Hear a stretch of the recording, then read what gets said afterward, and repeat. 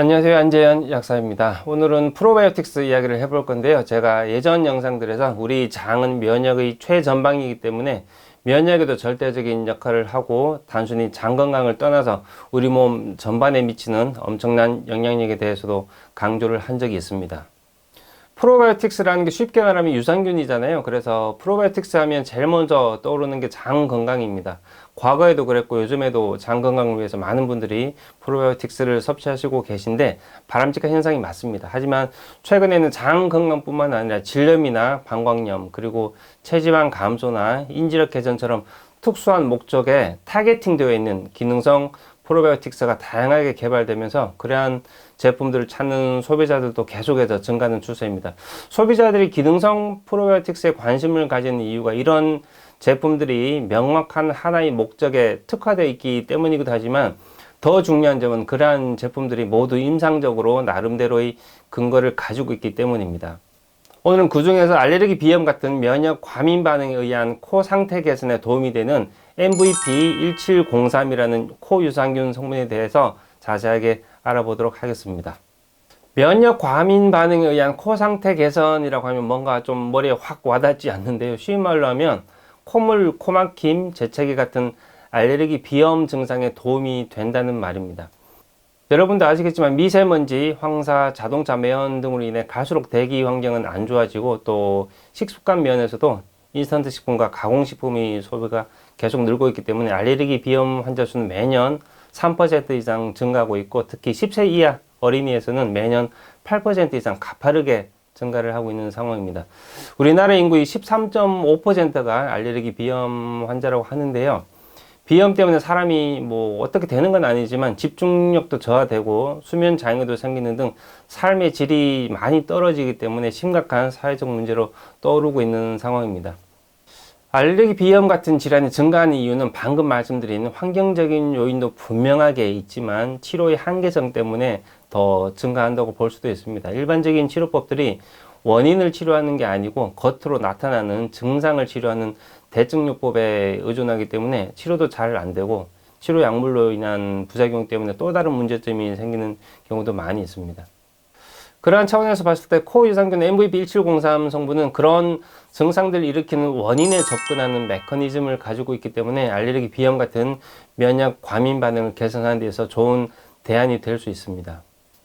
오늘 소개해드리는 코 유산균의 성분 이름이 MVP1703인데요. MVP1703은 사람이 장관에서 분리한 비피도박테리움 롱검 IM55와 김치에서 분리한 락토바실러스 플란타럼 IM76이라는 두 유산균을 섞어 놓은 혼합물입니다.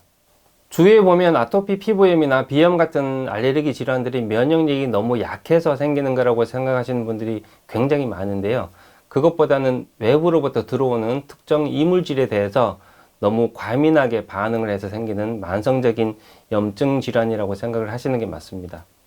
MVP1703 성분이 콧물, 코막힘, 재채기 같은 알레르기 비염 증상 개선에 도움을 주는 주요 메커니즘은 지금 화면에 보시는 두 편의 논문을 통해 밝혀졌습니다.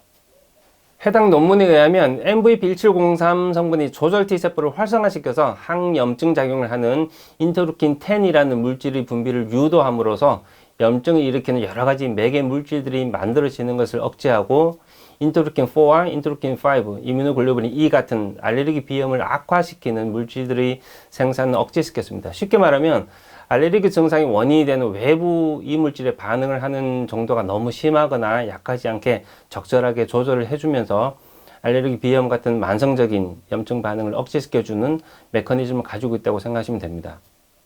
MVP1703 성분이 알레르기 비염에 어떤 방식으로 또 얼마나 효과가 있는지 관해서는 논문의 내용을 좀 구체적으로 살펴보면서 설명드리겠습니다. 알레르기 질환을 이야기할 때 사이토카인이라는 물질에 대해 조금은 아실 필요가 있는데요. 사이토카인은 세포와 세포 사이 정보 전달에 관여하는 단백질인데 특히 백혈구에서 분비되는 사이토카인을 인터루킨이라고 하고 주로 면역이나 염증 반응에 깊이 관여를 하고 있습니다. 지금 화면에 보시는 논문은 2019년에 Beneficial Microbes 저널에 실렸던 논문인데요. 달걀 흰자에서 추출한 남백 알부민으로 비염을 유발시킨 마우스를 대상으로 실험을 했는데 그래프에서 보시는 것처럼 강력한 스테로이드 성분인 덱사메타손을 사용한 대조군과 비교했을 때 MVP1703은 유의미하게 비염 관련 증상을 개선시켰습니다. 알레르기 비염 증상을 악화시키는 사이토카인인 인터루킨4와 인터루킨5 역시 감소되었습니다. 진먼지 진드기로 알레르기 비염을 유발시킨 동물 모델 실험에서도 인터루킨4와 인터루킨5는 감소되었고 항염증 작용을 하는 인터루킨10은 증가하는 비슷한 결과가 나왔어요.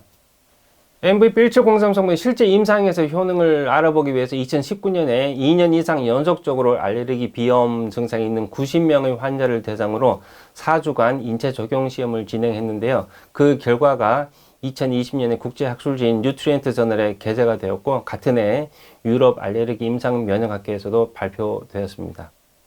비염이 개선 정도를 판단하는 기준으로 전체 코 점수라고 하는 TNSS 스코어가 있는데요. TNSS 점수가 높으면 비염 증상이 심해지는 것을 뜻하고 TNSS 점수가 낮아지면 비염 증상이 줄어드는 것을 의미합니다.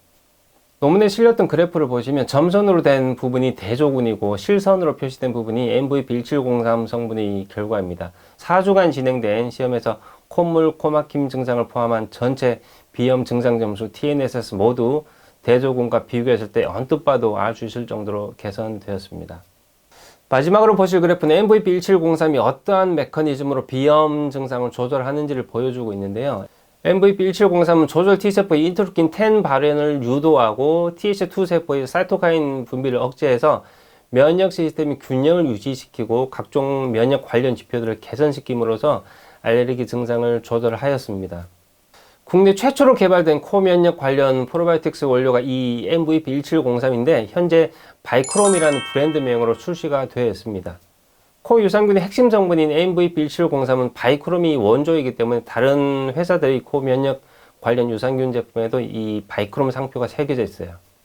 알레르기 질환에 대응하기 위해서 단순히 면역력을 높인다고 해서 무조건 좋은 게 아니라 너무 과민한 면역 반응을 적절하게 조절하면서 그에 동반된 만성염증을 통제해 줄 수 있는 면역 시스템을 활성화시키는 게 가장 중요한데요. 최근에 많은 관심을 가지시는 기능의학적인 측면에서도 비염을 포함한 대부분의 알레르기 질환에서의 교정 목표 중 하나는 면역기구의 적절한 통제입니다. 그런 측면에서 봤을 때 바이크롬의 이 MVP1703 코유산균 성분은 그러한 메커니즘에 집중한 제품이 아닌가 하는 생각이 들더라고요. 오늘 영상에서는 콧물, 코막힘, 재채기 같은 과민한 면역 반응에 도움이 되는 바이크롬 코유산균 제품의 핵심 성분인 MVP1703에 대해서 설명을 드렸는데요. 영상에서 제가 여러 번 강조해 드린 것처럼 과민한 면역 반응을 조절하기 위해서는 면역력을 단순히 높이는 게 아니라 적절하게 조절하고 통제해 줄 수 있는 면역기구를 활성화시키는 것이 가장 중요하기 때문에 기존의 치료 방법과 더불어서 코유산균 같은 기능성 프로바이오틱 제품을 병행해 보는 것도 괜찮은 선택이 될 수 있을 것 같습니다. 오늘 내용은 여기까지입니다. 나가시기 전에 유튜브 채널 안지한 약사 구독 버튼 한 번씩 눌러주시면 감사하겠습니다. 저는 다음 시간에 더 좋은 내용으로 다시 인사드릴게요. 영상 끝까지 봐주셔서 고맙습니다.